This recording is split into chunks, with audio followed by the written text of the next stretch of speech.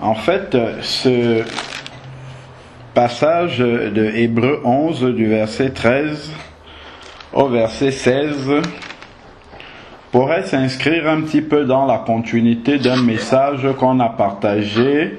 C'était soyez toujours joyeux. Je crois que c'était 1 Thessaloniciens 5 verset 16, si je ne me trompe. Je vais vérifier le verset pour ne pas dire de bêtises. 1 Thessaloniciens 5 verset 16, exactement, soyez toujours joyeux. Donc en fait, ce passage-ci pourrait s'inscrire dans la continuité ou bien dans le même ordre d'idée en fait de 1 Thessaloniciens 5 verset 16, soyez toujours joyeux. Donc c'est écrit, je relis encore parce que la Bible dit bien que la foi vient de ce qu'on entend.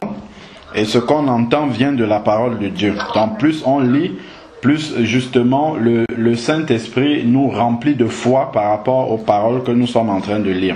Alors c'est dans la foi qu'ils sont tous morts, sans avoir obtenu les choses promises. Donc déjà si on s'arrête un petit peu à ce stade-ci et qu'on commence à méditer, c'est dans la foi qu'ils sont morts sans avoir obtenu les choses promises. C'est-à-dire que Dieu nous fait un ensemble de promesses, il nous donne un ensemble de promesses et nous recevons ces promesses-là par la foi. Donc nous marchons dans la foi de ces promesses-là, c'est-à-dire que nous avançons comme si nous les avons déjà obtenues. Pourquoi? Parce que celui qui a fait la promesse est fidèle.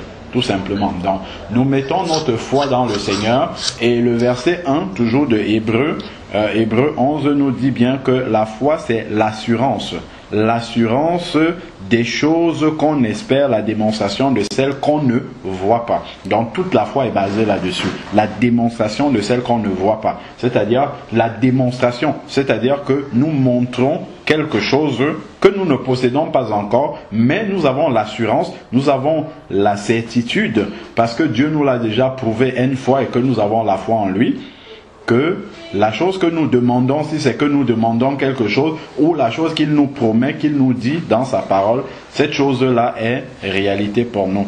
Et c'est comme ça que notre foi va se construire. Et on voit que même ceux ou celles des personnes qui sont évoquées en fait dans ce chapitre, certaines sont mortes sans avoir joui des promesses faite par le Seigneur, mais cela ne remet pas en question en fait la promesse qui a été faite. C'est sur cet aspect-là en fait que je souhaitais en fait m'attarder, c'est de dire vraiment que quand Dieu fait une promesse, quand il dit quelque chose de ses enfants, si nous sommes véritablement en connexion avec le Seigneur, nous prenons cela par la foi parce que c'est une réalité spirituelle. C'est une réalité spirituelle qui est déjà comment dire, qui est déjà vraie au niveau du Seigneur, même si elle n'est pas encore manifeste à notre niveau. Et ça doit être suffisant pour nous permettre de continuer à nous accrocher. Je crois que c'est 2 Corinthiens. On va faire un petit saut dessus. 2 Corinthiens 4, verset 18. Voilà. 2 Corinthiens 4, verset 18 dit: aussi nous regardons non point aux choses visibles, mais à celles qui sont invisibles. Pourquoi? Car les choses visibles sont momentanées et les invisibles sont éternelles. Or, les choses visibles, déjà visibles, ça fait appel à quoi? Ça fait appel à l'œil. Donc ça fait appel à un organe de sens, l'œil. Donc il faudrait que l'œil voie pour admettre que c'est la vérité, pour admettre que c'est la réalité, pour admettre que c'est déjà manifeste. Or, les choses visibles sont éphémères. Par contre, ce sont les invisibles qui sont éternels. Et les invisibles nous sont révélés, les invisibles sont issus de la réalité même de Dieu. Or, nous savons, Jésus a dit: je suis le chemin, Jean 14, verset 6, la vérité et la vie. Donc, si c'est le Saint-Esprit qui nous révèle une réalité, c'est celle-là qui est vraie, parce que celle-là, elle est éternelle. Elle n'est pas limitée à notre espace-temps, notre espace géographique, mais elle est éternelle. Donc, en fait, Dieu nous apprend au travers de son esprit, à pouvoir avoir une autre sensibilité, une sensibilité qui n'est pas liée à nos organes de sens, mais c'est une sensibilité qui est communiquée par l'esprit. Une sensibilité en fait qui nous permet de percevoir la réalité de Dieu. Et ça vraiment c'est une dimension en fait de la foi, que si on arrive à recevoir cela, à marcher dans cette réalité, à manifester cela, en fait, les circonstances que nous traversons ne peuvent plus avoir le dessus, en fait, sur nous. Peu importe les circonstances que nous vivons. Donc c'est vraiment, en fait, une nouvelle réalité vers laquelle le Seigneur veut nous conduire, une nouvelle dimension de la foi vers laquelle le Seigneur veut conduire ses enfants, afin que nous soyons, notre joie, notre bien-être, notre harmonie ne dépendent pas des choses, des circonstances que nous vivons, aussi difficiles puissent-elles être. Alors, je continue, Hébreux 13, verset 11, verset 13, Hébreux 11, verset 13, autant pour moi. C'est écrit, sans avoir obtenu les choses promises. Donc, même si ces patriarches sont morts avant d'avoir vu ces choses, ça ne remet pas en question la promesse. Alors, mais ils les ont vus et salués de loin. Ils les ont vus et salués de loin. Dieu leur en a donné la certitude de l'accomplissement de ces promesses-là par la révélation du Saint-Esprit. Par la révélation du Saint-Esprit, vu de loin, c'est-à-dire que Dieu leur a montré que cela était une réalité, même si elles n'ont pas vécu dans ces promesses-là, même si elles n'ont pas expérimenté ces promesses-là, cela ne remet pas en question justement la fidélité du Seigneur. Parce que celui qui a fait la promesse est fidèle. Alors, continuons maintenant. En confessant qu'ils étaient étrangers et résidents temporaires sur la terre. Donc voici une autre réalité en fait de la vie chrétienne que nous avons du mal, et souvent moi le premier d'ailleurs, à vraiment vivre. Donc ça on le confesse, mais après vivre cette réalité-là, ça nous amène à faire fi de beaucoup de toute la réalité même d'ailleurs que nos sens nous renvoient. Quand on dit ici, ils se prenaient pour des étrangers sur la terre, des résidents temporaires, ça veut dire quoi? Bon, un résident temporaire, imaginons, vous allez en vacances quelque part. Pendant que vous êtes en vacances là-bas, vous n'allez pas vous attacher au lieu où vous êtes, vous n'allez pas, adopter en fait un mode de vie de quelqu'un de sédentaire, d'un autochtone, de quelqu'un qui vit là. Parce que vous savez que de toute manière, ça ne sert à rien de s'adapter à cette réalité-là, sachant qu'elle est de courte durée et que vous allez retourner là où vous vivez habituellement. Donc, voilà comment, en fait, les patriarches dont vivaient, ceux qui avaient reçu ces promesses-là, ils vivaient sur la terre comme étant des personnes passagères, comme étant des étrangers, à savoir qu'elles ont un autre endroit où elles vont partir après. Ce qui fait que si tu ne t'attaches pas quelque part, imaginons, je ne sais pas moi, vous allez en vacances, bon, prenons le pire des cas, excusez-moi pour le cas, prenons par exemple en 2004, quand il y a eu, en 2004, quand il y a eu les secousses à l'île de, c'était le tsunami, hein, à l'île de Java, au Sri Lanka, et ainsi de suite. Bon, imaginons que vous étiez en vacances là-bas. Et que par la grâce de Dieu, vous n'êtes pas, le tsunami n'a pas eu raison de vous. C'est-à-dire, Dieu vous a conservé la vie. Bon, vous allez être certes traumatisé par cette expérience, parce que c'est traumatisant, bon, de voir tout détruit autour de soi, y compris les vies humaines.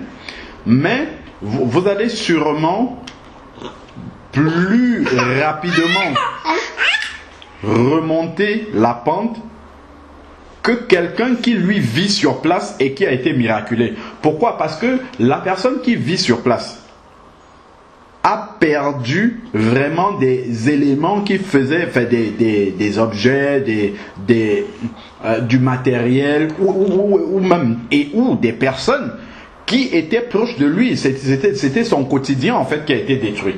Or, vous habitez loin. Même s'il y a eu ce dommage-là, bon, ça a intervenu simplement, ça vous a peut-être gâché les vacances, mais vous savez que de toute façon, je retourne où je vis habituellement, et là-bas, il n'y a eu aucune catastrophe, et tout sera normal. Donc, ce qui fait que, bon, votre déception, votre chagrin sera de courte durée par rapport à celui qui, lui, reste là de façon permanente et sera quotidiennement au contact du désastre, de la catastrophe et de ses conséquences. Donc, ce qui fait que l'effet de cette même catastrophe sur vous ne sera pas pareil. Ça n'aura pas le même effet sur vous que celui qui vit de façon permanente là. Ça, cet exemple-là, nous pouvons l'appliquer simplement à celui qui connaît Jésus, qui marche avec Jésus quotidiennement, et celui qui ne connaît pas le Seigneur. Celui qui ne connaît pas le Seigneur n'a pas le choix de toute façon de s'accrocher aux choses terrestres, de savoir que, bon voilà, si ça va mal sur la terre, bon, tout est perdu. Alors que celui qui marche avec le Seigneur, même si les circonstances de la vie pratique ne vont pas bien, il a une bouée de sauvetage qui est le Seigneur sur lequel s'appuyer, ça c'est la première chose, sur lequel s'appuyer pour traverser l'épreuve, mais sachant qu'il compte sur le Seigneur, comme le dit la Bible, je lève mes yeux vers les montagnes, d'où me viendront le secours me vient de l'Éternel. Donc déjà, lorsqu'il réalise cela, ça va déjà avoir la puissance d'apaiser cette personne, sachant qu'il n'est pas seul dans le combat, il a quelqu'un sur qui il peut reposer. Premier élément. Deuxième élément maintenant, c'est de savoir que de toute façon, ma patrie définitive n'est pas sur la terre. C'est-à-dire que même si, comme Job, même si les choses vont tellement mal, toutes les portes sont fermées et que tout, il n'y a pas le bout du tunnel devant moi, je sais que là-haut, il me reste encore une patrie. Enfin, il ne sait même pas, il me reste encore. C'est-à-dire que le meilleur, c'est pour là-haut. C'est là. Ça n'a pas bougé. Rien ne peut compromettre, voilà. Tant que je marche avec le Seigneur, bien entendu, rien ne peut compromettre cet héritage-là qui est là, certainement.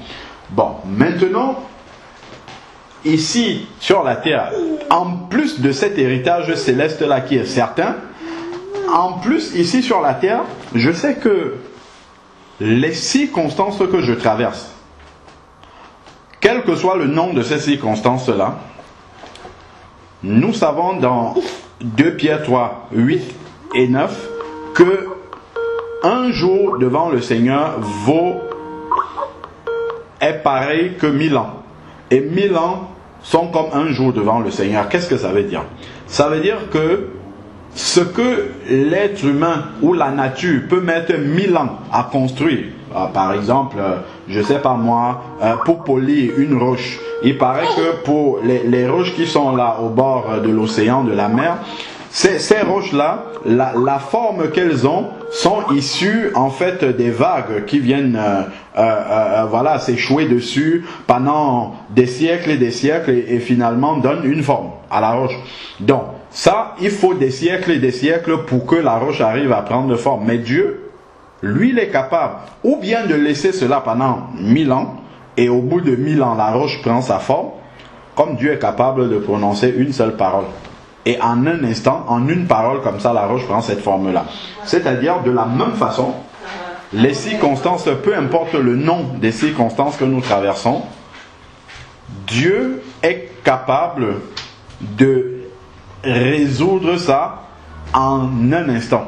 Il peut nous sortir des circonstances difficiles que nous traversons en un instant. Maintenant, la question n'est pas de se demander est-ce que Dieu peut. Dieu peut, toujours. La question maintenant, c'est de se demander, bon, voilà, mes circonstances sont très difficiles. Par contre, quel est le plan de Dieu dans ces circonstances-là? Qu'est-ce que Dieu attend de moi dans ces circonstances que je traverse? Est-ce que Dieu est en train de m'enseigner quelque chose? En général, quand on passe par l'épreuve, c'est que il y a deux choses. Soit Dieu nous apprend une leçon parce que bon, on a désobéi à quelque chose. Est-ce que Dieu veut que nous corrigeons? C'est une possibilité, mais c'est pas toujours le cas. Dans d'autres situations, Dieu permet cela afin que, en nous éprouvant, que nous apprenions quelque chose, nous apprenions des leçons, que nous grandissions, que nous fassions confiance au Seigneur, afin que sortis de cette épreuve, si nous avons bien compris le but de l'épreuve, au sorti de cette épreuve-là, le Seigneur pourra nous envoyer des personnes qui, elles aussi, traversent ces mêmes épreuves et nous pourrons exhorter ces personnes-là. Nous pourrons les aider à aller plus loin. Regardons le cas des Israélites. La Bible nous dit bien que les circonstances de l'Ancien Testament, c'était l'ombre des choses à venir, la réalité en Christ. Lorsque je regarde par exemple comment Dieu s'est déployé pour libérer son peuple d'Égypte, qui est dans le Nouveau Testament bien sûr, l'esclavage, la sortie de l'esclavage du péché, avec Pharaon qui est l'image du diable. Hein. Nous avons été libérés en fait de la puissance du malin de Pharaon dans l'Ancien Testament. Et donc le Seigneur s'est déployé par de multiples interventions puissantes, hein, les 10 plaies notamment, où le Seigneur a montré toute sa puissance. Et après le peuple a été libéré. Donc ça c'est l'image de quelqu'un qui naît de nouveau. Donc voilà, nous sommes nés de nouveau. Maintenant, le Seigneur s'est manifesté encore de façon vraiment glorieuse pour la traversée de la mer Rouge. Le peuple a traversé. Donc ça, c'est vraiment au début de la conversion. Le peuple est sorti de l'esclavage, l'image de celui qui est né de nouveau. Il est sorti de son esclavage du péché. Donc le Seigneur lui montre vraiment sa toute puissance. Alors ça, c'est généralement, on vient de se convertir, on prie, le Seigneur exauce nos prières, voilà. Tout marche, à peu près, l'évangile fonctionne. Bon, sauf qu'à la sortie de la mer Rouge, devant eux se trouve le désert. Le Seigneur utilise souvent aussi le même cheminement pour l'enfant de Dieu. On est né de nouveau, après, le Seigneur se manifeste puissamment, il exauce les prières, ainsi de suite, vraiment fidèle. Après, le Seigneur veut nous amener à une autre dimension, il veut nous faire passer un peu plus loin. Pourquoi? Il veut nous faire avancer un peu plus loin avec lui. Pourquoi? Parce qu'au début, si le Seigneur nous maintient dans cette façon de procéder, à savoir nous prions, il exauce, ainsi de suite, on risque de commencer à marcher par la vue. C'est-à-dire que nous sommes reconnaissants au Seigneur parce que lorsqu'on prie, le Seigneur se déploie, ainsi de suite. Mais après, le Seigneur veut que nous avancions maintenant en lui faisant confiance. C'est-à-dire que nous avancions par la foi. À savoir, comme le Seigneur a dit à l'apôtre Paul, quand il priait pour son échade, le Seigneur lui a dit, ma grâce te suffit. À un certain moment, quand nous avançons avec le Seigneur commence à nous apprendre que la foi dans ma parole doit te suffire. Même si tu ne vois pas certaines choses manifester, si tu lis qu'il est écrit ceci dans ma parole, tu dois croire cela et te contenter de ça. Ça suffit parce que ça devrait te suffire parce que tu m'as déjà vu intervenir puissamment. Et quand le Seigneur nous apprend à passer par ce type, à grandir dans ce type d'épreuve, là où nous arrivons à faire confiance au Seigneur, après le Seigneur va revenir pour que nous soyons toujours dans la confiance en lui. Mais en tout état de cause, le Seigneur veut vraiment que nous puissions lui faire pleinement confiance, même si nous ne voyons pas la manifestation des choses, des promesses de sa parole. Alors, donc, la Bible nous dit bien qu'ils étaient étrangers, ils étaient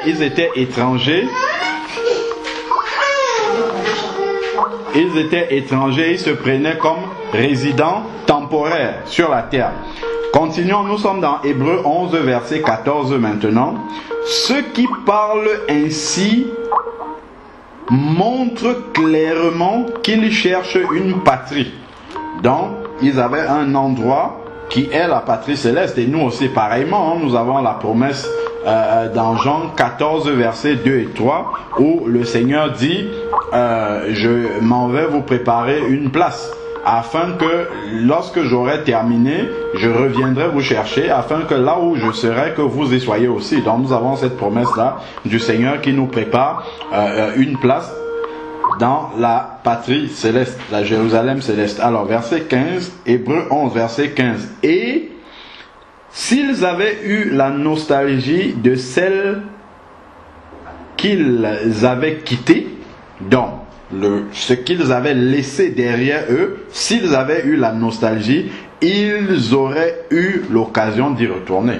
C'est-à-dire qu'une fois qu'ils ont laissé l'Égypte, nous avons laissé notre vie d'avant derrière nous. Maintenant, nos yeux sont fixés sur la promesse du Seigneur. Donc, nous devons pouvoir... en fait, le Seigneur nous conduit vraiment à nous attacher vraiment à sa parole et au travers de ces épreuves-là par lesquelles il nous permet de passer. Donc, le Seigneur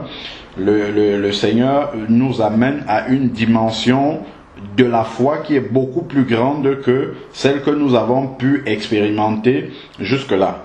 Donc, prenons par exemple Romains chapitre 5 verset 3 pour compléter ce que nous disons. Romains chapitre 5 verset 3.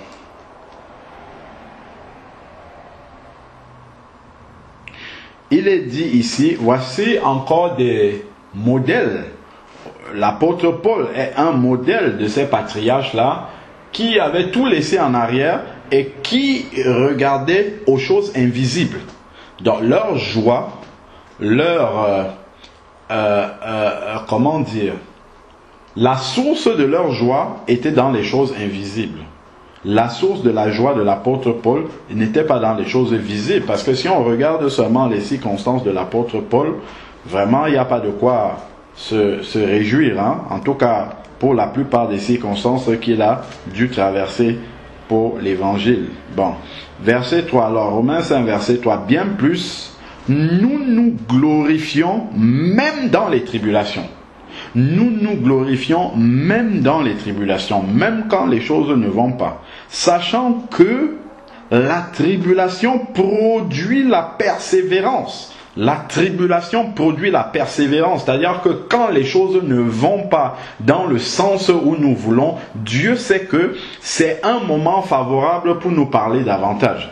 C'est un moment où nous allons chercher à nous connecter davantage au Seigneur et le Seigneur pourra nous communiquer des choses qu'en temps d'abondance, en temps où les choses vont très bien, nous ne serons pas sensibles à recevoir ce que le Seigneur nous communique pendant la tribulation. Donc voilà une des raisons pour lesquelles le Seigneur nous permet de passer par les tribulations. Dans les épreuves, hein, de façon générale, et puis les tribulations en particulier, ça produit la persévérance, la consécration. Nous continuons à courir, à nous attacher à ce Dieu-là. Parce que lorsque tu es dans l'épreuve, il va dire dans le psaume 23, même si je traverse la vallée de l'ombre de la mort, je ne crains aucun mal. Pourquoi? Parce que ton bâton et ta houlette me rassurent. Le Seigneur est là, il est présent. Donc, je me dis, le Seigneur, peu importe, peut ouvrir une porte devant. J'avance, je ne sais pas à quel moment il va le faire, mais il peut le faire. Donc, ça permet de continuer à persévérer, de s'accrocher, et le Seigneur utilise ces moments-là pour nous communiquer davantage justement de sa lumière qui nous permet justement de grandir. Si je prends maintenant Jacques chapitre 1, Jacques chapitre 1, dans Jacques à côté d'Apocalypse, Jacques chapitre 1, on remonte les épîtres de Jean, voilà, dans Jacques chapitre 1, versets 2 à 4. Versets 2 à 4, il est dit, mes frères, considérez comme un sujet de joie. Je sais que c'est bien plus facile de dire, moi je le sais, hein, parce que nous tous nous avons les épreuves. Le Seigneur nous soumet aux épreuves tous. Pourquoi? Parce que si nous n'avons pas d'épreuves, nous ne pouvons pas passer en classe supérieure. De la même façon, à l'école, pour valider les connaissances, il faudrait pouvoir passer des épreuves, des examens. Et puis, nous validons ces examens et nous allons en classe supérieure. Ces examens-là ne sont pas pour le Seigneur. C'est pas que en passant ces épreuves-là, nous avons un quelconque mérite. Parce que rien ne se fait par mérite avec le Seigneur. C'est pas que nous avons mérité et donc on passe en classe supérieure parce que nous avons mérité quelque chose. Non, nous n'avons rien mérité. En fait, c'est simplement une échelle pour nous, qui nous permet, parce que nous savons quel est l'objectif final. L'objectif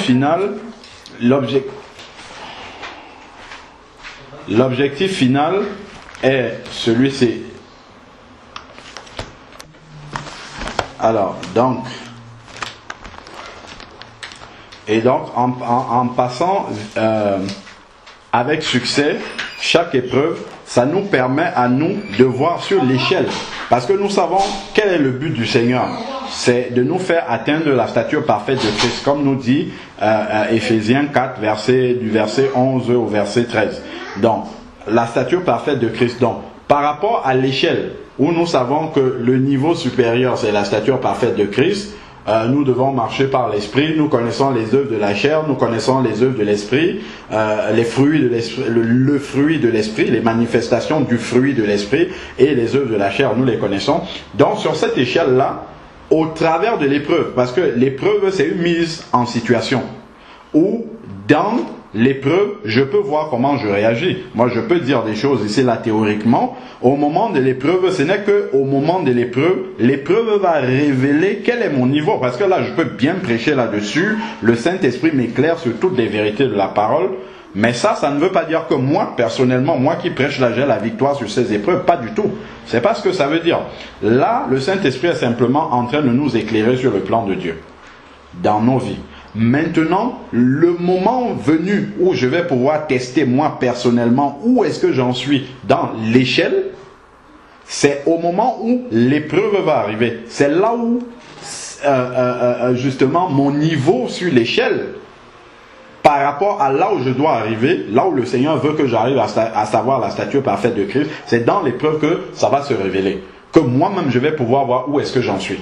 Est-ce que je suis en train d'avancer ou est-ce que je recule? Donc c'est l'épreuve qui va révéler cela. Voilà pourquoi l'apôtre Jacques ici là dit qu'on doit voir cela comme un sujet de joie. Parce que ça nous permet de savoir où est-ce que nous en sommes. C'est sûr que pour tout ce qu'on dit là, ce sont vraiment des réalités de l'esprit. Ce sont des réalités de l'esprit, ce ne sont pas des réalités de la chair. C'est clair que pour personne, l'épreuve n'est agréable pour la chair. C'est pas agréable du tout, c'est pas agréable pour la chair. Si on réfléchit aussi par la chair, comme nous tous, nous avons en premier lieu, quand nous sommes dans l'épreuve, c'est d'abord par la chair en général que nous réfléchissons, que nous prenons l'épreuve. Donc, forcément, voilà. Donc, la première réaction que nous aurons dans l'épreuve, en général, si nous ne marchons pas continuellement par l'esprit, la première réaction que nous aurons dans l'épreuve, ça sera d'abord de réfléchir charnellement. Donc, en réfléchissant charnellement, forcément, nous n'allons pas comprendre. Donc, puisque la Bible dit bien que la chair ne peut pas comprendre ni recevoir les choses de l'esprit, elle ne le peut même pas. Donc, voilà. Donc, ce n'est que spirituellement qu'on peut prendre l'épreuve avec joie. C'est une joie qui est communiquée par le Saint-Esprit et non par la chair. Parce que si c'est la chair, d'ailleurs la chair ne pourrait même pas. La chair ne peut jamais communiquer la joie dans l'épreuve, c'est pas possible. Ce n'est que par l'Esprit. Quand on regarde Paul et Silas dans la prison, c'est dans Acte, je ne sais plus si c'est Acte 16. Donc Paul et Silas dans la prison qui sont en train de chanter. Bon, il n'y a pas vraiment il n'y a pas lieu de se réjouir tant en prison d'un point de vue de la chair. Voilà, donc acte 16, il n'y a pas à se réjouir d'un point de vue de la chair. Nous sommes persécutés, menottés, attachés, là comme ça, immobiles. Ce n'est pas à ce moment-là que la chair va dire « Ah, vas-y, sensation de joie ». Non, pas du tout. C'est l'esprit qui peut communiquer cela. Pourquoi? Parce que quand il reste, il est là tout tranquille. Le Saint-Esprit lui révèle que si tu es là, c'est pour l'évangile. Et donc, le Saint-Esprit lui communique cette joie-là. Voilà, tu as été jugé digne d'être traité comme Jésus. Et là, le Saint-Esprit produit la joie. Donc, c'est à cette dimension-là que le Seigneur veut nous amener, veut nous appeler à aller. Donc, ici, je suis dans Jacques, chapitre 1, verset 2. Mes frères, considérés comme un sujet de joie. De joie, il ne dit même pas simplement de joie, mais il dit de joie complète. Donc, c'est une joie parfaite, mais c'est une joie céleste. Elle n'est pas terrestre, ici, là. Parce que les gens sur la terre avaient l'œil humain, la réalité que renvoient les sens. Vont dire non, tu souffres beaucoup. Il faut en finir. Comme les amis de Job sont venus lui dire, et sa femme d'ailleurs, maudit ton Dieu et meurt. Voilà. Ça, c'est ce que la chair va dire. La chair va nous dire cela. Mais nous savons bien que la chair parle le langage de Satan. C'est ce que dans Matthieu 16, c'est ce que Jésus a dit à Pierre.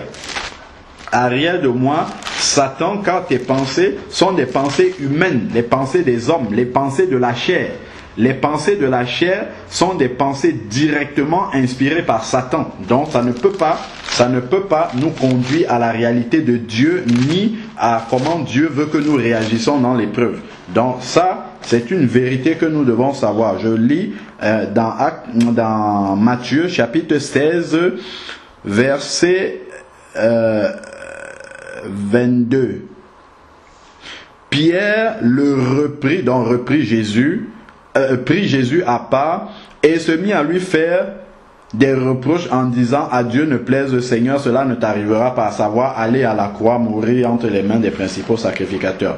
Donc, mais Jésus se retourna et dit à Pierre, arrière de moi, Satan, tu es pour moi un scandale. Donc il parle bien à l'esprit, il ne parle pas à Pierre le disciple, mais il parle à l'esprit qui anime Pierre à ce moment-là.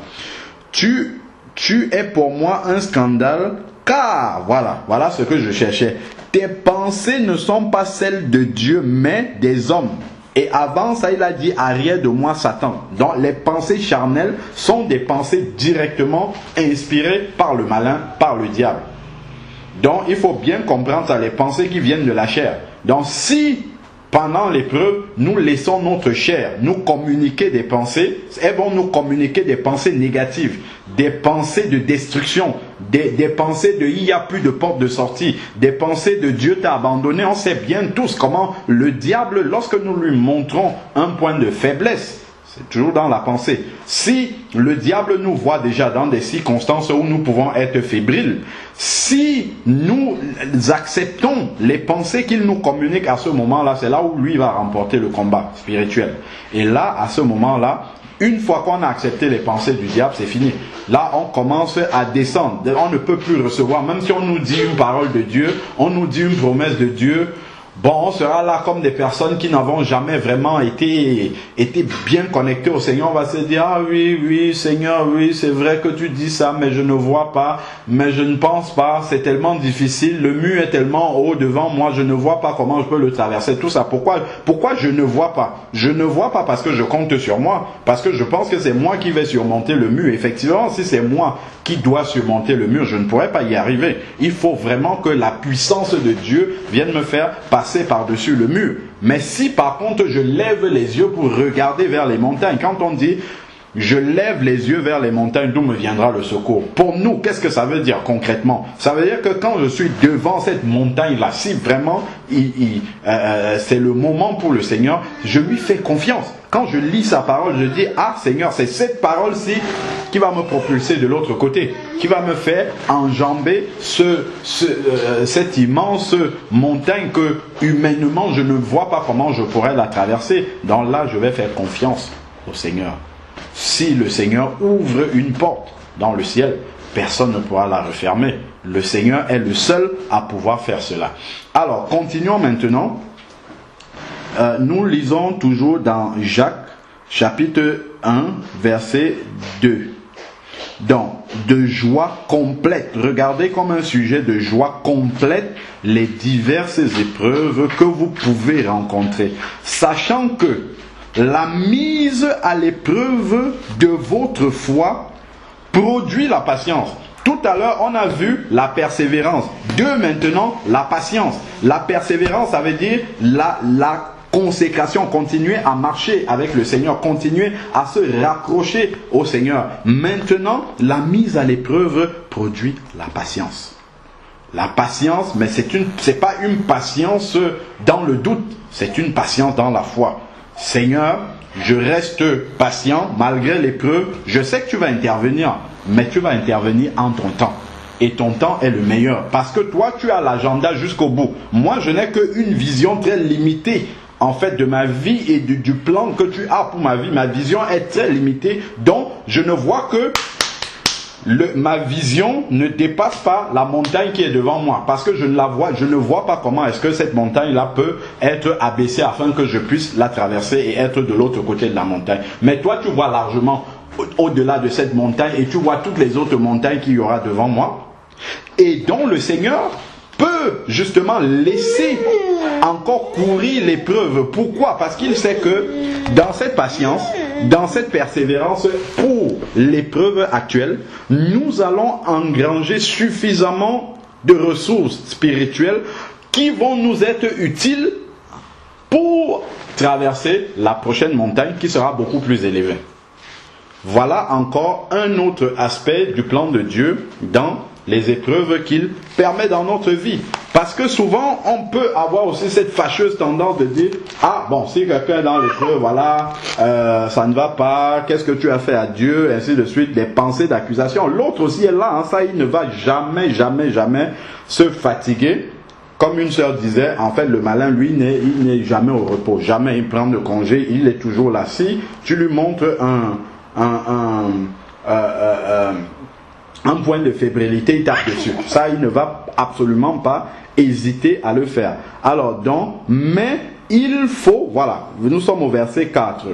Et Jacques 1, verset 4. Mais il faut que la patience accomplisse une œuvre parfaite. Donc cette patience-là, produite par l'épreuve, a un but. Ça doit accomplir une œuvre parfaite. Parce qu'il y a 2 réactions dans l'épreuve.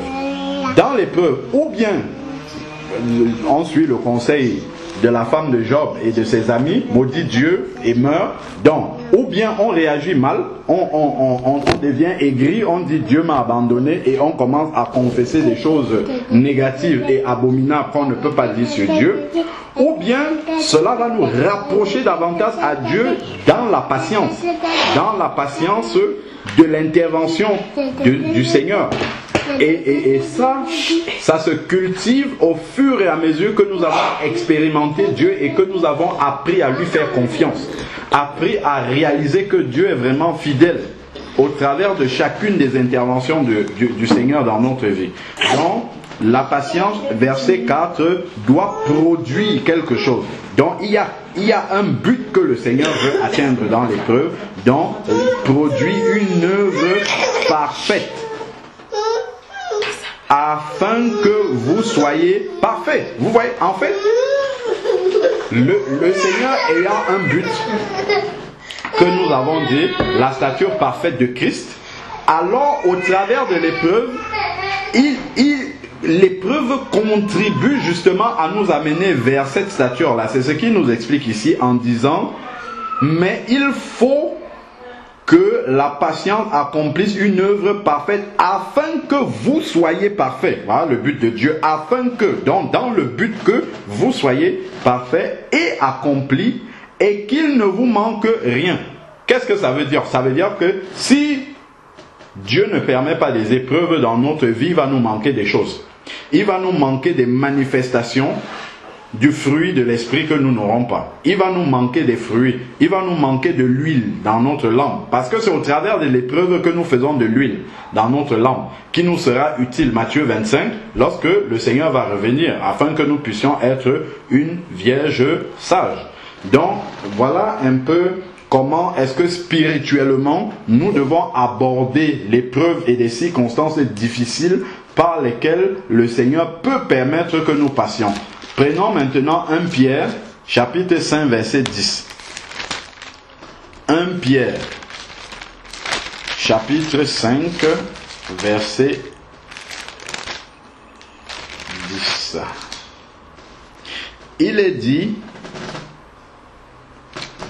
1 Pierre chapitre 5, verset 10,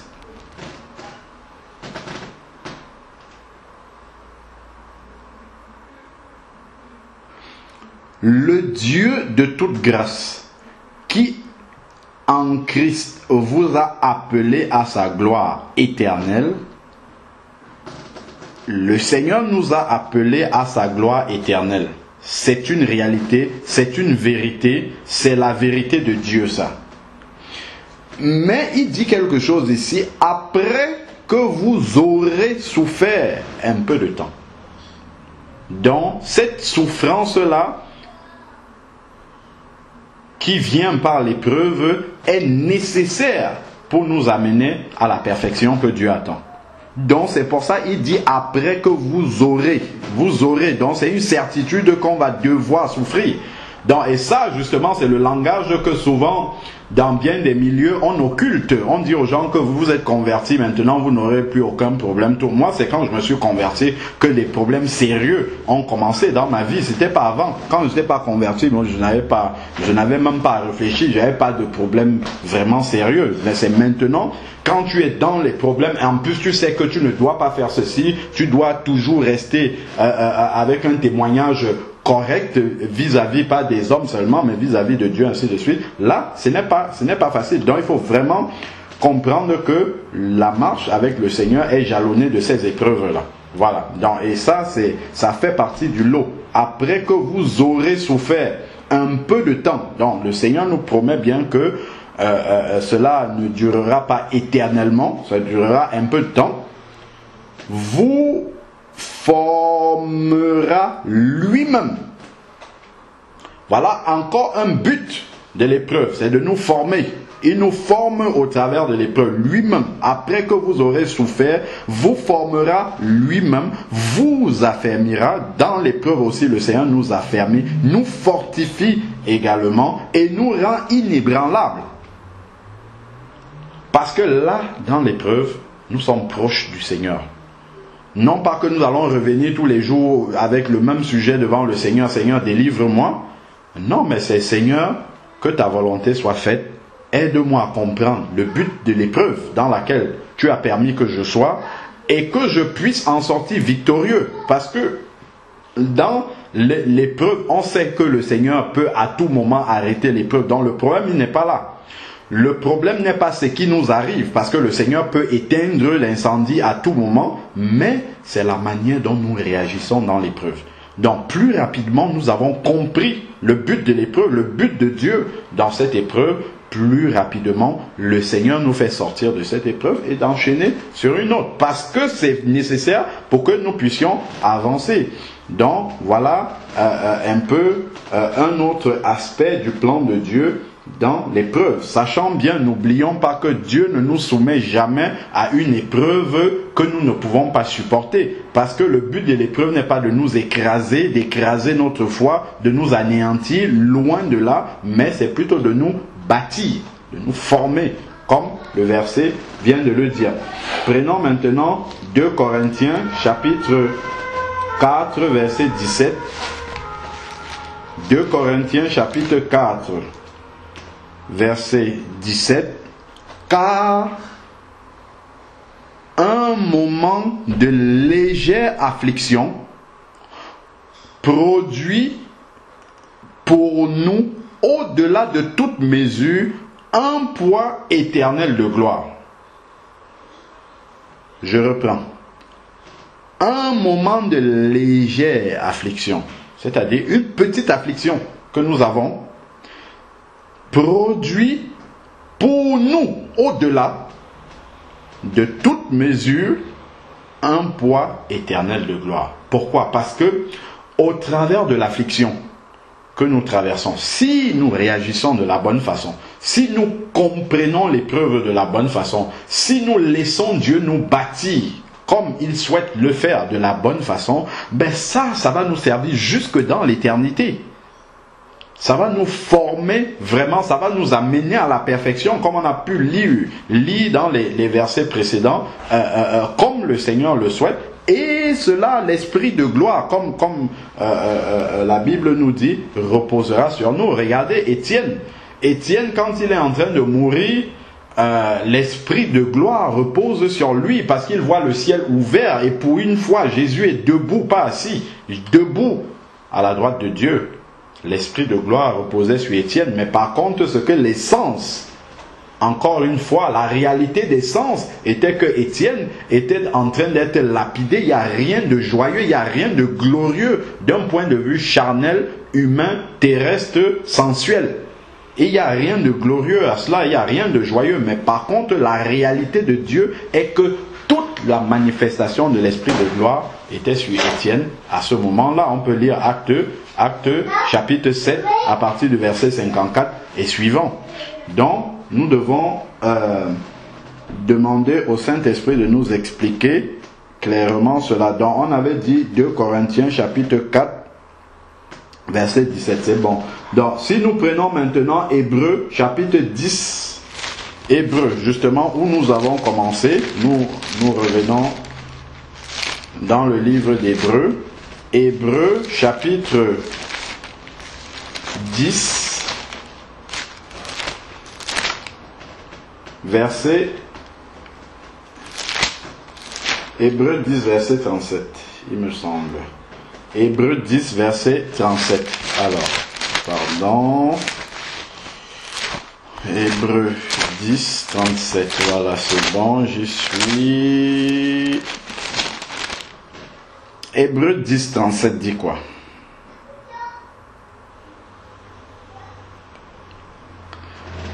Car encore un peu de temps, bien peu, et celui qui doit venir viendra, il ne tarde pas. Et mon juste vivra par la foi. Mais s'il se retire, mon âme ne prend point plaisir en lui. Donc le but n'est pas que nous nous retirions de la foi. Donc ça, c'est une promesse que le Seigneur nous donne. Il dit encore un peu de temps. Donc supportons encore un petit peu. Et celui qui doit venir viendra. On peut comprendre justement le retour du Seigneur, mais on peut comprendre aussi en même temps l'intervention du Seigneur pour arrêter l'épreuve, si, bien entendu, la leçon a été bien comprise. Continuons dans 1 Pierre chapitre 4 verset 12. Bon, on était déjà dans Pierre, on y retourne. 1 Pierre chapitre 4 verset 12. Bien-aimés, ne soyez pas surpris de la fournaise qui sévit parmi vous pour vous éprouver, comme s'il vous arrivait quelque chose d'étrange. Dans l'épreuve ne doit pas nous surprendre. Au contraire, c'est pas quelque chose d'étrange pour un enfant de Dieu. C'est celui qui n'est pas un enfant de Dieu, justement. Et je sais que moi, souvent par la chair, quand l'épreuve va arriver, quand je découvre l'épreuve, la première réaction de la chair va d'abord, qu'est-ce que j'ai encore fait? Non, pas forcément, c'est pas forcément un jugement. C'est pas forcément que j'ai fait quelque chose. C'est juste que Dieu veut m'enseigner quelque chose.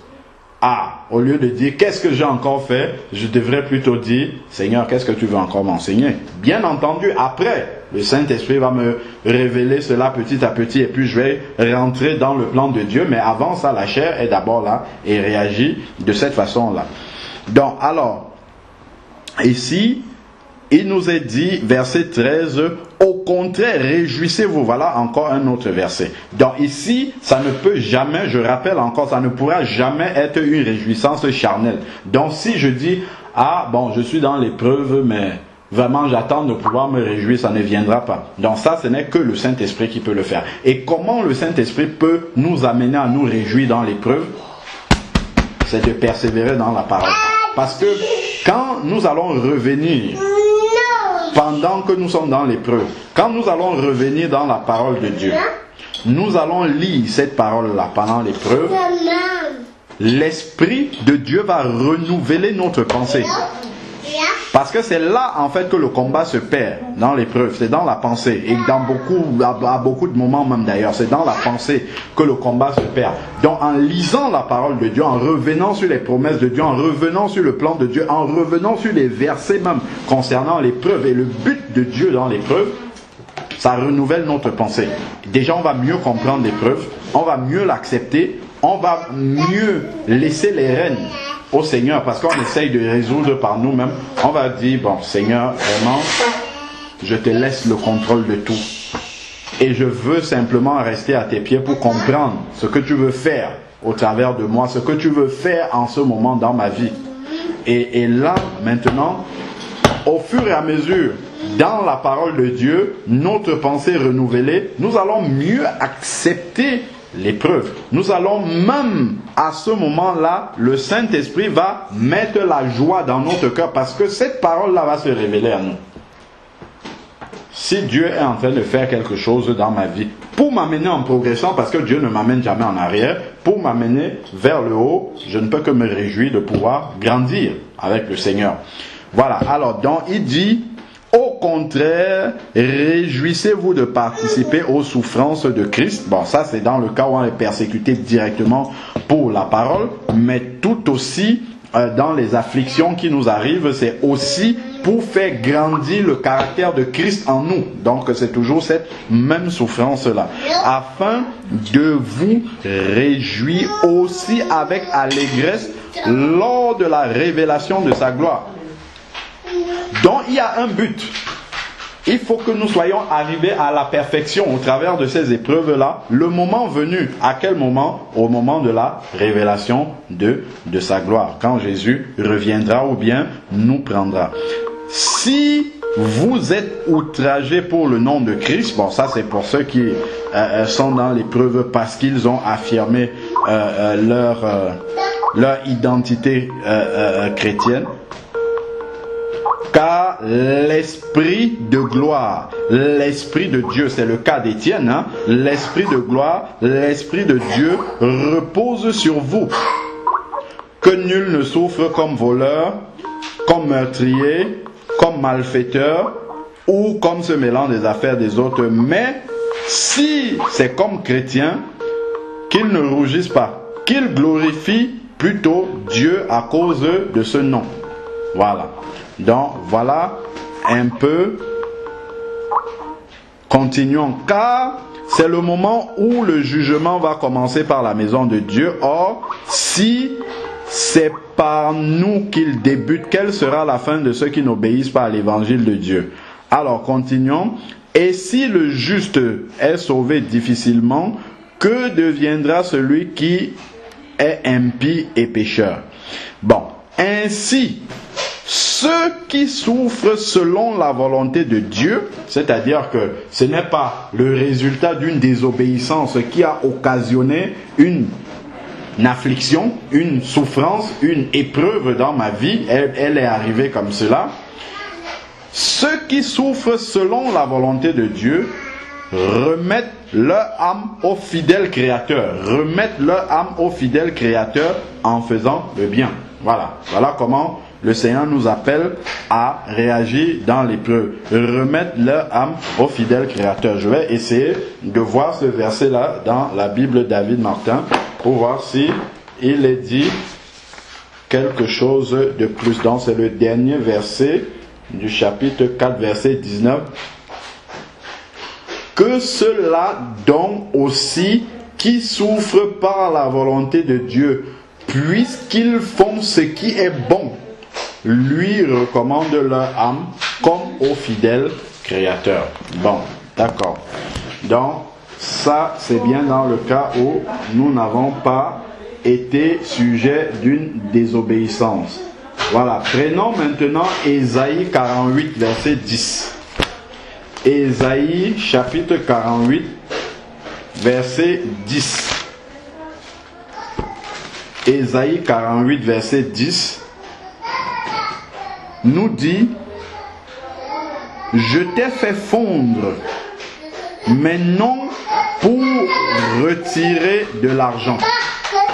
Donc, que dit Ésaïe 48, verset 10? Je t'ai fait fondre, mais non pour retirer de l'argent. Je t'ai éprouvé au creuset de l'adversité. C'est pour l'amour de moi. Pour l'amour de moi que je veux agir, car comment mon nom serait-il profané? Je ne donnerai pas ma gloire à un autre. Donc en fait, le Seigneur nous dit bien que et il nous fait fondre. On comprend bien que nous sommes éprouvés comme au travers du feu. Donc on fond des métaux au feu ou bien de l'or au feu, ainsi de suite. Donc ici là, il dit ce n'est non pour retirer de l'argent. Je t'ai éprouvé au creuset de l'adversité. C'est vraiment pour retirer tout ce que nous avons dit, la patience, la persévérance, justement, afin que l'œuvre du Seigneur soit parfaite, arrive à la perfection en nous. Pourquoi? Parce que justement, il nous manquerait quelque chose si l'épreuve, si nous étions là, imaginons-nous, bon, je suis là simplement, je confesse, Dieu est victorieux, Dieu est grand, Dieu est bon, ainsi de suite. Mais jamais Dieu ne teste vraiment, est-ce que lui là, si on le met comme Job, si on le met dans l'épreuve là, comment est-ce qu'il va se comporter, comment est-ce qu'il va réagir? C'est dans l'épreuve que moi-même je saurai si vraiment la foi que je confesse est avérée, si elle est réelle, si elle est concrète, si elle est mature déjà. C'est au travers justement de l'épreuve. 1 Pierre 2, versets 20 à 21. Donc Pierre parle beaucoup de l'épreuve. Dans 1 Pierre chapitre 2, 20 à 21, il est dit: quelle gloire en effet y a-t-il à supporter de mauvais traitements pour avoir péché? Bon, voilà, ok. Mais si tout en faisant du bien, vous supportez la souffrance, c'est une grâce de Dieu. Bon, ça, c'est vraiment quand on est injustement traité. Hein. Dans ça aussi, c'est une épreuve hein, qu'on peut subir d'être injustement traité. C'est à cela, en effet, que vous avez été appelés. Ça, c'est quand même extraordinaire. Hein. Ça c'est vraiment extraordinaire ce que nous sommes en train de lire là. Je ne sais pas si nous comprenons ce verset-là. Il dit que c'est à cela que nous avons été appelés. C'est-à-dire que nous avons été appelés à être injustement traités. Pourquoi nous disons, nous nous appelons chrétiens, qui vient de la racine Christ. Et nous savons que Christ a été injustement traité. Ésaïe 53 déroule vraiment en détail comment Christ a été totalement injustement traité et n'a même pas réagi. Et il dit que c'est à ça que nous avons été appelés. Appelés à être injustement traités, justement. Ça, c'est vraiment une révélation que moi je suis en train d'avoir là, en ce moment-là, de comprendre de ce verset-là. Il dit, mais si tout en faisant le bien, vous supportez la souffrance, c'est une grâce. C'est à cela que vous avez été appelés. C'est-à-dire de supporter la souffrance en faisant du bien. D'être injustement traité, mais de continuer à faire du bien. C'est à ça que nous avons été appelés. Pourquoi? Parce que c'est ce que Christ a fait et nous disons que nous voulons ressembler à Christ. Nous voulons faire comme Christ. Donc nous sommes appelés à marcher comme Christ. Donc forcément, nous sommes appelés aussi à réagir comme Christ a réagi dans les mêmes circonstances. C'est à cela que vous avez été appelés parce que Christ, voilà, il le dit même clairement par la suite, parce que Christ lui aussi a souffert pour vous et vous a laissé un exemple, un modèle de celui qui est injustement traité, afin que vous suiviez ses traces. Voilà, amen. Donc nous voulons être des imitateurs de Christ et donc nous marchons suivant ces traces-là. Il y a encore des versets hein, sur l'épreuve. Nous sommes dans Pierre, prenons le chapitre 1 Pierre 1, verset 6 maintenant. Verset 6 à 7. Il dit: vous en tressaillez d'allégresse, quoique vous soyez maintenant pour un peu de temps. Toujours, il associe la joie dans le Seigneur avec une souffrance. Avec la souffrance. Et nous voyons cette ambivalence-là est présente dans la vie du Seigneur. Toujours. Le Seigneur, voilà, il manifestait le royaume de Dieu sur la terre, mais il y avait la souffrance qui accompagnait. Quand les disciples voyaient qu'il était au sommet justement de son ministère, c'est là que Jésus annonce qu'il faut qu'il aille à Jérusalem pour souffrir entre les mains des principaux sacrificateurs. C'est pour ça que Pierre ne comprenait rien. Il a repris Jésus, il dit non, ça ne peut pas t'arriver, il plaise à Dieu, non. Ça ne pourrait pas arriver parce qu'ils ne comprenaient pas quel était le plan. Donc, ici, l'apôtre Pierre, aujourd'hui, avec justement, après avoir reçu le Saint-Esprit et le baptême dans l'Esprit, comprend mieux, justement, quel était le plan du Seigneur et peut donc mieux expliquer encore cette réalité-là de la souffrance dans la vie du disciple qui veut justement ressembler à son maître, comme nous tous nous voulons le faire. Alors, il dit, quoique vous soyez maintenant pour un peu de temps, puisqu'il le faut. Quel verbe est là? Le verbe falloir. C'est une nécessité. Si un chrétien ne veut pas passer par l'épreuve, en fait, il va tomber dans le compromis. C'est-à-dire qu'il va arrondir les angles pour ne pas suivre le plan de Dieu. Et si on suit un plan parallèle, à un moment donné, il va nous manquer quelque chose. Et vous savez à quel moment est-ce qu'on va le réaliser? Matthieu 25. Les vierges folles et les vierges sages. Les vierges sages ont rempli de l'huile dans leur lampe au travers de ces épreuves-là. Plus elles étaient dans l'épreuve, elles entraient dans l'intimité avec le Seigneur. Et le Seigneur, justement, dans cette intimité-là, leur communiquait des choses. Ce qui leur permettait de grandir, d'arriver à la maturation du fruit de l'esprit dans leur vie. Et lorsque le Seigneur est revenu, voici l'époux tel qu'on a crié à minuit. Là, à ce moment-là, l'état de maturation du fruit de l'esprit dans leur vie a été révélé. Certains ont vu que l'état de maturation était déjà au point pour entrer dans la salle des noces, et d'autres ont vu que ça ne l'était pas. Pourquoi? Parce que celles qui étaient sages ont pris ce temps-là dans l'épreuve de se rapprocher du Seigneur, de faire de l'huile dans leur lampe, et voilà maintenant le moment venu où le Seigneur manifeste cela. Donc il faut, c'est une nécessité, parce que cela contribue justement à faire de l'huile aussi dans nos lampes. Là je parle le langage spirituel. Affligé donc, puisqu'il faut affligé par diverses épreuves. Ce n'est pas une seule, c'est jalonné, la vie chrétienne est jalonnée d'épreuves que le Seigneur va permettre afin que nous puissions grandir. Et cela est une nécessité. Il a utilisé le verbe falloir. Il faut que nous ayons diverses épreuves. Maintenant, il continue. Afin que votre foi. Donc c'est pour ça on voit toujours quel est le but de Dieu. Il y a toujours un but. À chaque fois qu'il parle de l'épreuve, il nous montre que cela n'est pas comment dire, cela n'est pas sans but.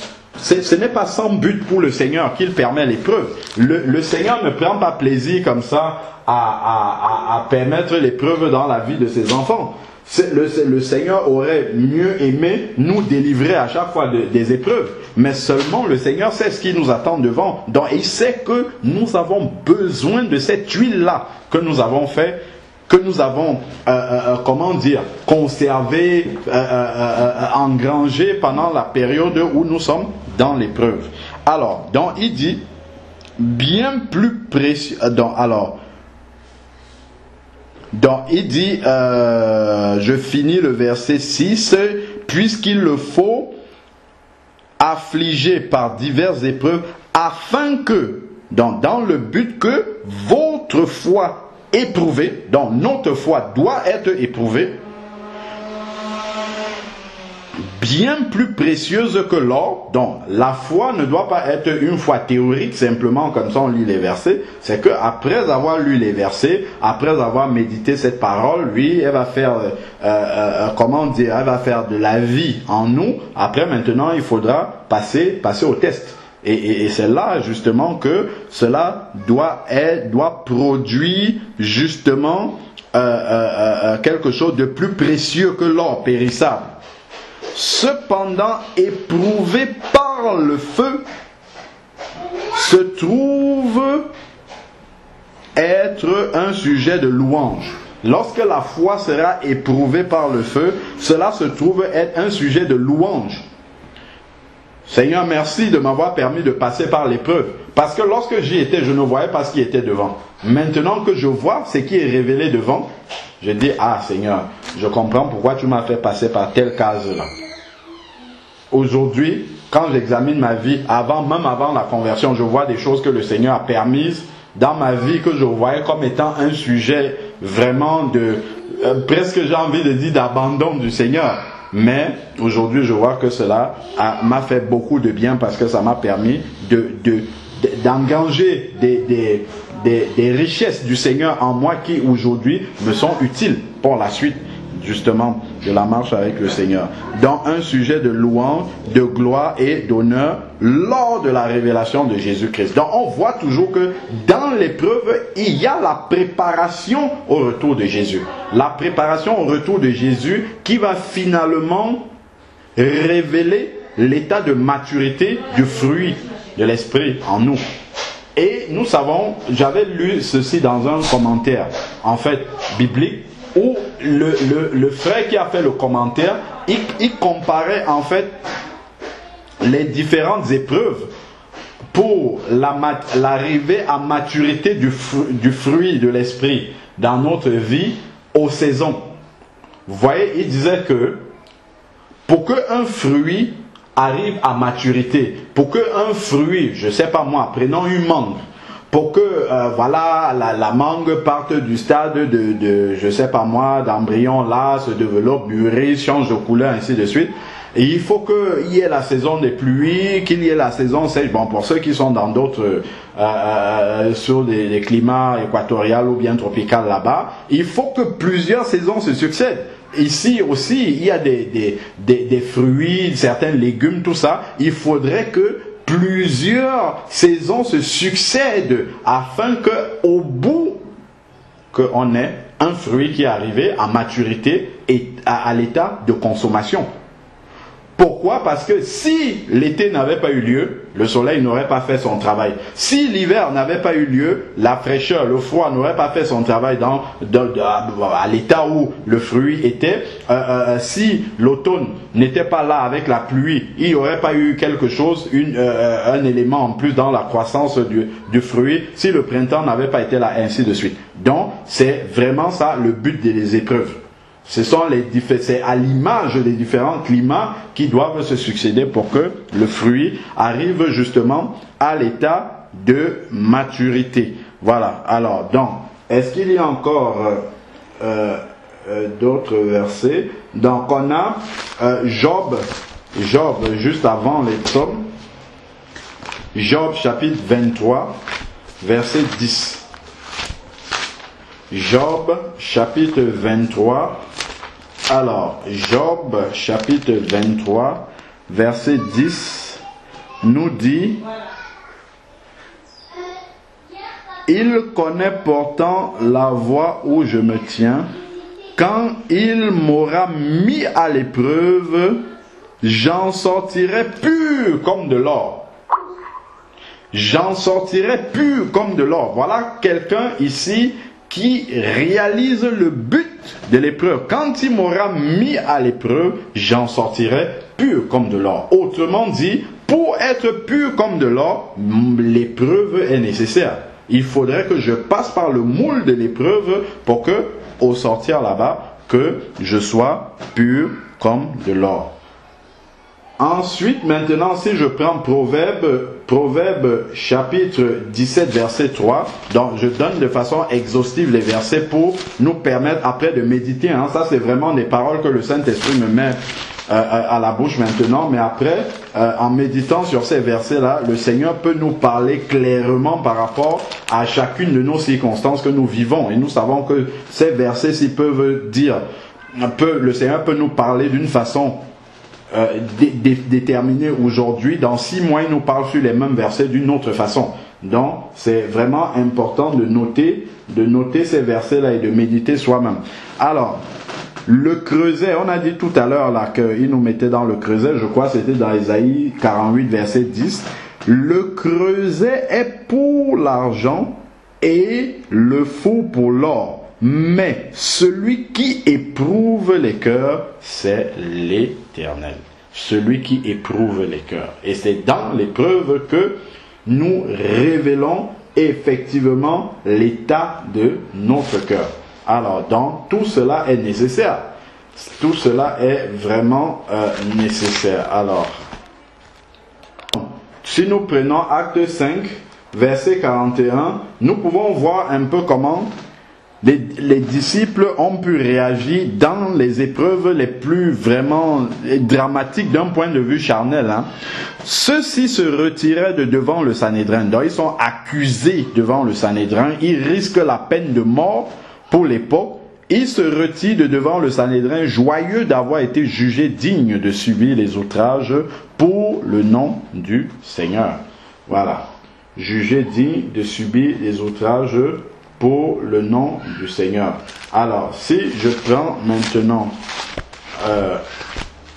c'est 1 Corinthiens chapitre 10, verset 13. Ça, c'est très important, ça aussi, à bien comprendre, parce que sinon, on peut croire que, justement, le Seigneur nous punit simplement au travers de l'épreuve, il ne nous veut pas du bien, ainsi de suite.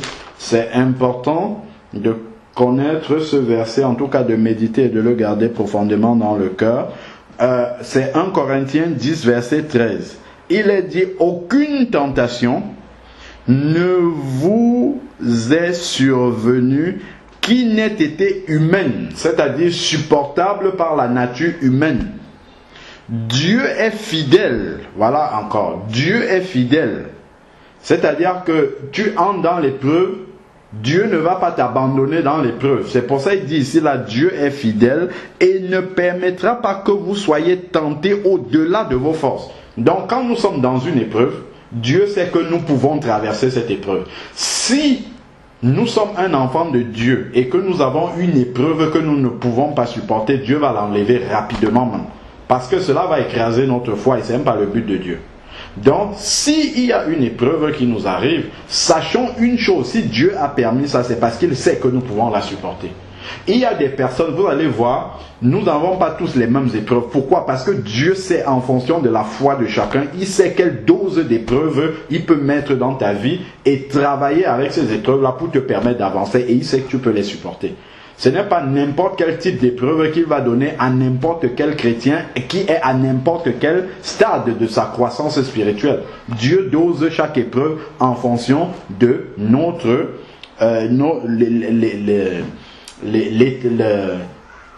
le niveau de croissance spirituelle dans lequel nous nous trouvons.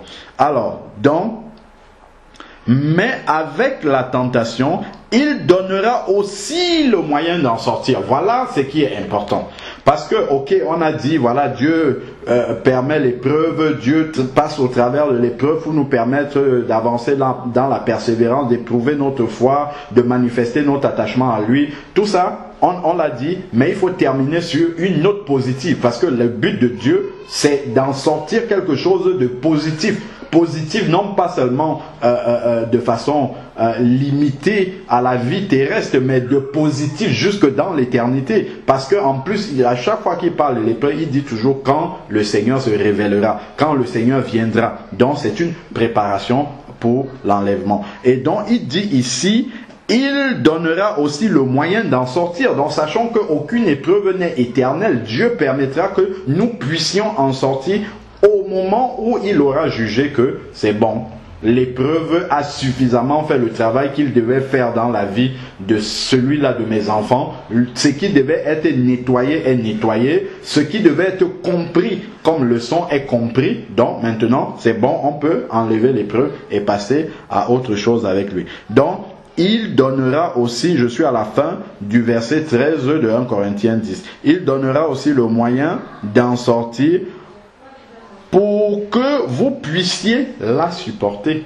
Il va enlever aussi afin que nous puissions supporter l'épreuve. Parce que, bon, au bout d'un moment, effectivement, nous risquerions, si nous ne nous appuyons pas sur la parole de Dieu, d'accepter les paroles de doute du diable qui viendraient nous dire, voilà, le Seigneur t'a abandonné, le Seigneur t'a laissé, et ainsi de suite. Donc, je vais terminer maintenant en lisant ensemble quelques versets quand même qui doivent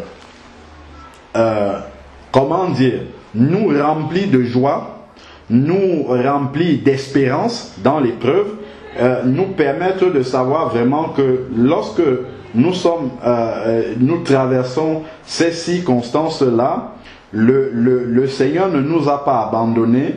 Et lorsque déjà ce verset-là nous permet de comprendre que lorsque sera accompli ce que le Seigneur vise au travers de l'épreuve, la délivrance sera là. Ça, c'est déjà une bonne et une glorieuse assurance que nous avons dans le Seigneur. Donc maintenant, prenons quelques versets qui vont nous permettre également d'avoir encore plus cette assurance-là de la part du Seigneur que vraiment il est présent avec nous dans l'épreuve, il ne nous abandonne pas, il nous tend la main. Il y a beaucoup de versets qui nous donnent cette assurance-là, hein, comme je lève les yeux vers les montagnes d'où me viendra le secours me vient de l'Éternel. Le psaume 23 dit, même si je traverse la vallée de l'ombre de la mort, c'est-à-dire que la mort vraiment, c'est l'ennemi, le dernier ennemi qui sera éradiqué, on le sait, on sait vraiment que c'est la pire des choses. Mais le Seigneur dit, même si c'est dans la vallée de l'ombre de la mort, je ne crains aucun mal. Pourquoi? Parce que ton bâton et ta houlette me rassurent. C'est-à-dire quand je pense à ce que le Seigneur peut intervenir, me délivrer, ou que le Seigneur peut me protéger dans cette épreuve pour que le pire n'arrive pas, cela me console. Cela me permet de garder la foi et l'espérance dans l'intervention du Seigneur au moment convenable. Prenons Joël chapitre 2, verset 23. Joël chapitre 2, verset 23 dit, « Et vous, enfants de Sion, soyez dans l'allégresse et réjouissez-vous en l'Éternel, votre Dieu. Car il vous donnera la pluie à quel moment? En son temps. » C'est la bénédiction. C'est la délivrance. Il donnera la pluie en son temps. Quel est son temps? C'est le temps où il jugera que l'œuvre qu'il voulait former en nous au travers de l'épreuve est accomplie. Donc il donnera la pluie en son temps et il vous enverra la pluie de la première et de l'arrière-saison comme autrefois. C'est-à-dire que une fois qu'on aura compris justement le but de cette épreuve, le Seigneur viendra nous en délivrer et nous enverra de la bénédiction. Parce que maintenant on aura compris et maintenant on peut marcher avec cela en plus dans la bénédiction. Nous n'allons pas gaspiller la bénédiction, nous allons savoir en prendre soin parce que Dieu nous a préparés, nous a formés au travers de l'épreuve. Lisons maintenant encore Apocalypse chapitre 3 verset 8. Ce sont là des promesses maintenant de délivrance du Seigneur. Et ça c'est très important pour justement ne pas penser que le Seigneur est simplement là pour nous torturer au travers de l'épreuve. Apocalypse chapitre 3 verset 8, il est dit, « Je connais tes œuvres. » Donc ça c'est quelqu'un qui marche avec le Seigneur. « Voici parce que tu as peu de puissance et que tu as gardé ma parole. » Donc voilà celui qui est dans l'épreuve, qui ne s'est pas détourné de la parole du Seigneur, qui n'a pas accepté la parole de l'autre, mais qui a continué à persévérer dans la parole du Seigneur, à recevoir les promesses du Seigneur, à faire sienne des paroles du Seigneur, même si ses yeux ne les voient pas. On a commencé dans Hébreux 11 tout à l'heure, avec la définition même de la foi, la démonstration des choses qu'on ne voit pas, la démonstration d'une réalité que nos sens ne renvoient pas. Ça fait un sujet de joie. Donc, pour nous, communiqué par l'Esprit de Dieu. Donc, il dit ici, tu as peu de puissance et que tu as gardé ma parole et que tu n'as pas renié mon nom. Donc, on n'a pas commencé à bouder au Seigneur, oh Seigneur, vraiment, à cause de l'épreuve, je ne peux même plus prier, je ne peux même plus t'adorer. Bon, ok, quand tout sera passé, je reviendrai à toi, je relirai ma parole, et ainsi de suite. Non, on ne peut pas marchander comme ça avec Dieu. Donc, alors, ensuite il dit, j'ai mis devant toi, voilà ce que le Seigneur dit, j'ai mis devant toi une porte ouverte que personne ne peut fermer. J'ai mis devant toi une porte ouverte. Pourquoi parce que le but de ces épreuves-là, tu les as traversées victorieusement. Donc maintenant, je mets devant toi la porte de sortie. La porte ouverte, c'est la porte de sortie de l'épreuve. Que personne à ce moment-là ne pourra refermer. Aucun être humain ne peut ouvrir une porte que Dieu a ouverte. Alors, ne peut refermer autant pour moi une porte que Dieu lui-même a ouverte. Pourquoi? Parce que seul Dieu a les clés. Quand il l'ouvre avec ses clés. C'est son jeu de clés que lui seul a.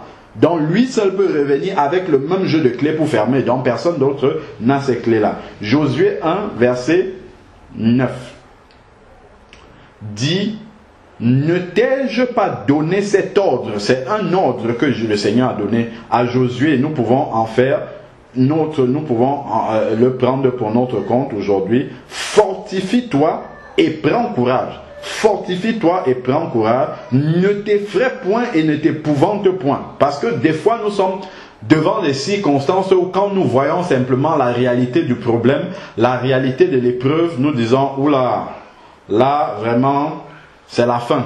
Seigneur, pourquoi m'as-tu abandonné? Non, le Seigneur n'a même pas encore commencé à examiner le cas que déjà tu cries déjà défaite. Pourquoi? Parce que tu penses que c'est par ton organisation, tes calculs et tout ça que le problème va se résoudre. Non, c'est que Dieu va intervenir de façon surnaturelle par une solution que tu n'as même pas envisagée, et c'est par là que tu vas sortir. Donc, voilà pourquoi il dit: ne t'épouvante point. C'est-à-dire, devant l'épreuve, ne regarde pas l'épreuve comme étant quelque chose qui peut dépasser Dieu. Non, pas du tout. Ne t'épouvante point, car l'Éternel, ton Dieu, est avec toi. Le Seigneur a donné la même promesse dans le Nouveau Testament. Matthieu 28, à la fin, verset 20, il dit: et voici, je suis avec vous tous les jours jusqu'à la fin du monde. Le Seigneur ne nous a jamais abandonnés, même dans l'épreuve. Car l'Éternel, ton Dieu, est avec toi dans tout ce que tu entreprendras. Même dans le creuset de l'épreuve, l'Éternel, notre Dieu, est avec nous. Ésaïe chapitre 41, verset 10. Ésaïe chapitre 41, verset 10 nous dit: ne crains rien, car je suis avec toi. Voilà encore une autre promesse du Seigneur où il promet toujours: je suis avec toi. Ce n'est pas parce que je n'interviens pas que tu penses que je ne suis pas là. Ce n'est pas parce que tu ne vois pas, tes sens ne te renvoient pas ma présence, que je ne suis pas là. Je me souviens maintenant d'un témoignage qui me revient à l'esprit de quelqu'un qui a eu un songe, qui traversait une épreuve difficile. Et cette personne-là a eu un songe. Et dans le songe, peut-être vous avez déjà dû écouter le témoignage ou le lire quelque part. Et dans le songe, en fait, la personne voyait, je crois, soit la personne marchait au bord de l'eau, sur du sable, voilà. Sur du sable, et il y avait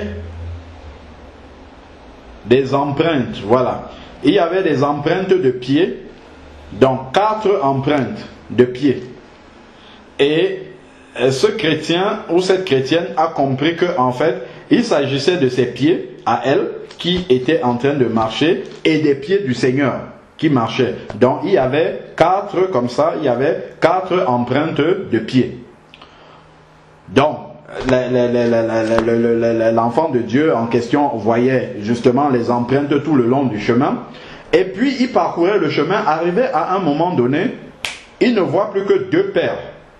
Il ne voit plus que 2 empreintes de pieds, donc correspondant à une seule personne. Et là, dans le rêve, justement, il s'irrite contre le Seigneur. Il commence à dire: oui, voilà, Seigneur, au travers justement du songe, toi-même tu me montres que tu m'as abandonné. Voilà, on était 4, enfin on était 2, il y avait tes empreintes, il y avait les miens, et maintenant il n'y a plus que mes empreintes, donc tu m'as abandonné. Alors, la personne, en s'irritant comme ça contre le Seigneur l'a calmé, et le Seigneur lui a dit: en fait, les empreintes de pieds que tu as vues, c'était mes empreintes à moi. Parce que l'épreuve était tellement difficile que toi tu ne pouvais plus supporter, et je t'ai porté dans mes bras. C'est pour ça qu'on ne voit plus tes empreintes sur le sol. on ne voit plus que mes empreintes parce que toi tu ne marches plus. Tu ne pouvais plus marcher et maintenant j'ai été obligé de te porter pour continuer en fait la marche. Sinon toi tu te serais arrêté en chemin et ça a beaucoup aider cette personne-là à sortir, justement à comprendre que le Seigneur était tout près d'elle, ne l'avait pas abandonné. Si je regarde maintenant la fin de Ésaïe, Ésaïe 41 verset 10, ne promène pas des regards inquiets. Ah, comment ça va se passer? Comment est-ce que ça va se terminer? Comment est-ce que la solution peut arriver? Non, c'est parce que je regarde à mes propres moyens qui sont bien limités devant la montagne, la muraille qui est devant moi. Je comprends bien que effectivement je ne pourrais pas m'en sortir.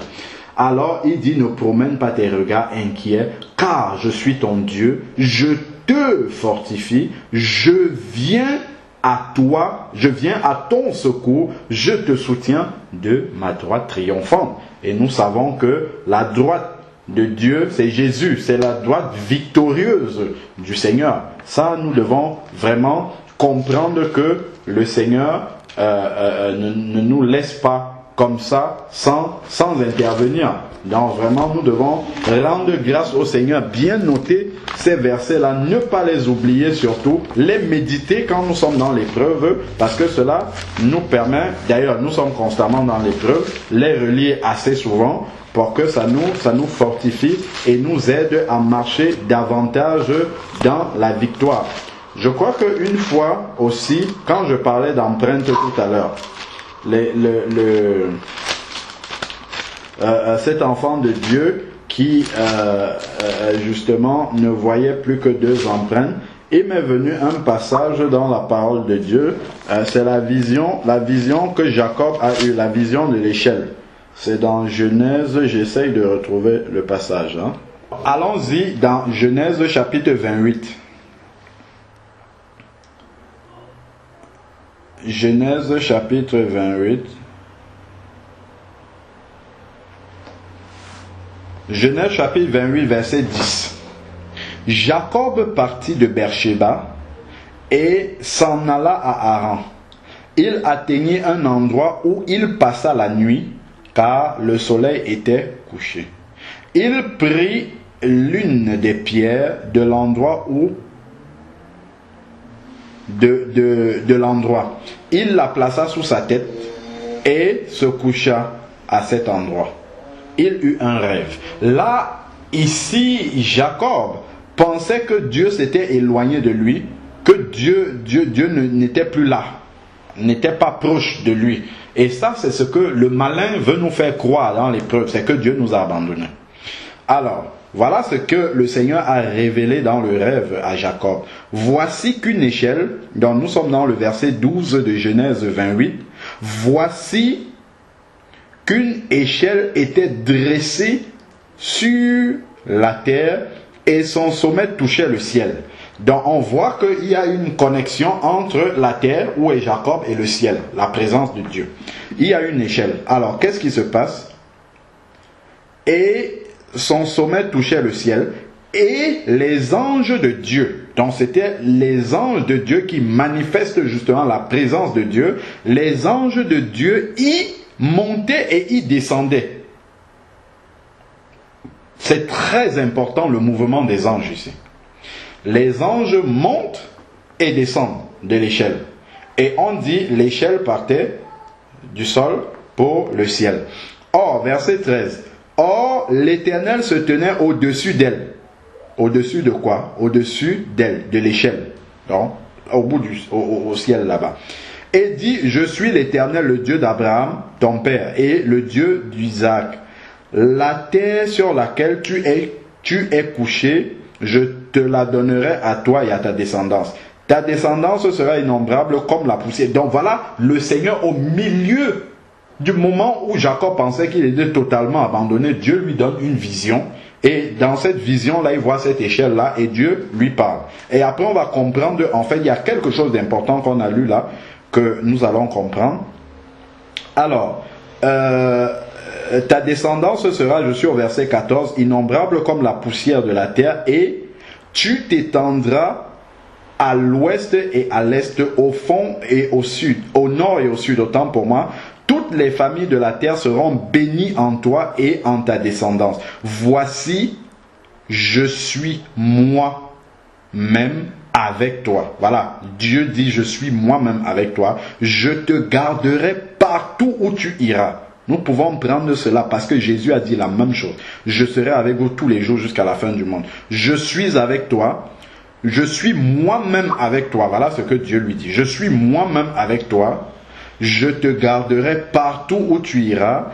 Je te ramènerai dans ce territoire car je ne t'abandonnerai pas avant d'avoir accompli ce que j'ai dit. Le Seigneur jamais ne va nous abandonner si son plan parfait n'est accompli dans notre vie. Jacob s'éveilla de son sommeil et dit, regardez la réaction de Jacob, certainement l'Éternel est présent en cet endroit et je ne le savais pas. Voilà, je ne le savais pas. Donc, il y a des fois où nous sommes dans ces circonstances-là, où vraiment nous sommes tellement accablés par l'épreuve que nous nous demandons, est-ce que Dieu est même encore là? Est-ce que Dieu m'écoute encore?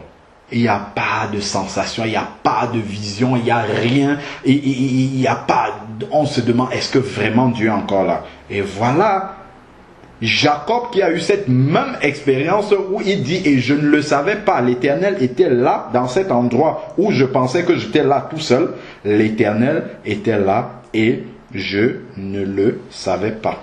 Je ne le savais pas. Il eut, verset 17, il eut de la crainte et dit que cet endroit est redoutable. Ce n'est rien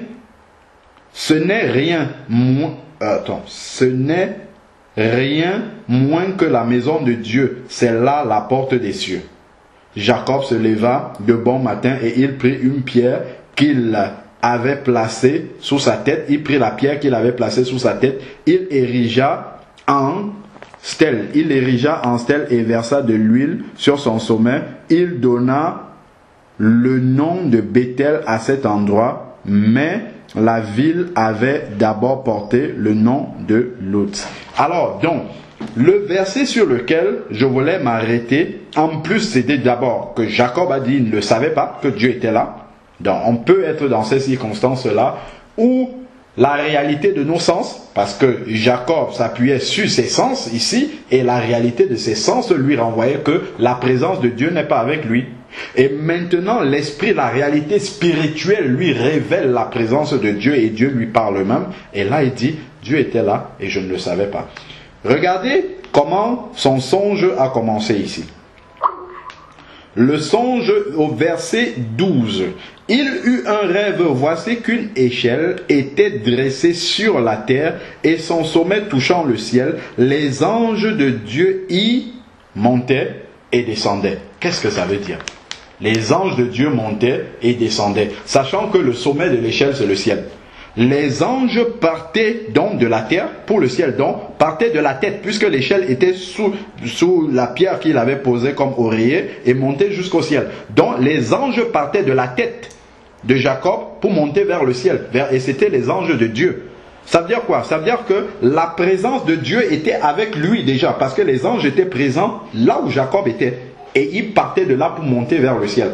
Donc la présence de Dieu était là, et il ne le savait pas. Donc ça, c'est vraiment des passages comme ça qui nous montrent de bien, qui nous conduisent à nous mettre en garde de ce que nos sens peuvent nous révéler sur la réalité de Dieu. Et donc ne pas se laisser endormir par les pensées négatives du malin qui viseraient à nous faire croire que Dieu nous a abandonnés.